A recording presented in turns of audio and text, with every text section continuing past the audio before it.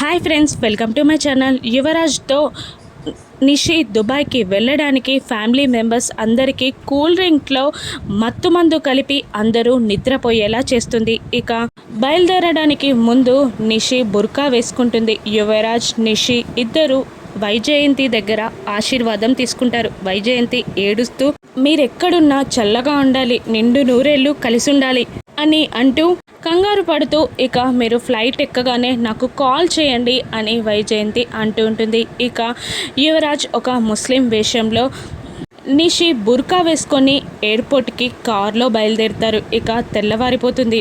అలా వాళ్ళిద్దరూ కార్లో ఎయిర్పోర్ట్కి వెళ్తూ ఉండగా జేడీ ఇద్దరు వాళ్ళని అడ్డుకుంటారు. జేడీ ఇద్దరు రివాల్వర్స్ని కార్లో వస్తున్న నిషి, యువరాజ్కి గురి పెడతారు. ఇక జేడీ ఇలా అంటుంటుంది, ఇక నాటకాలు ఆడింది చాలు యువరాజ్, మర్యాదగా కారు దిగు అని అంటూ ఉంటుంది జేడీ. ఇక నిషి కంగారుగా యువరాజ్ని ఇలా అంటుంటుంది, ఎట్టకేలకు ఆ రాక్షసి వచ్చేసింది, ఇక మనల్ని వదలదు, మనల్ని పట్టుకునే వరకు ఈ రాక్షసి వదిలిపెట్టదు అని అంటూ ఉంటుంది నిషి యువరాజ్తో. ఇక జేడీ మర్యాదగా దిగుతావా లేదంటే మమ్మల్ని కాల్చమంటావా అని జేడీ అంటూ ఉంటుంది. ఇక యువరాజ్ కోపంగా కిందికి దిగుతాడు. ఇక కోపంతో జేడీ దగ్గరికి వస్తాడు యువరాజ్. ఇక వాళ్ళ రెండు చేతులని పట్టుకొని మెలిపెడతారు.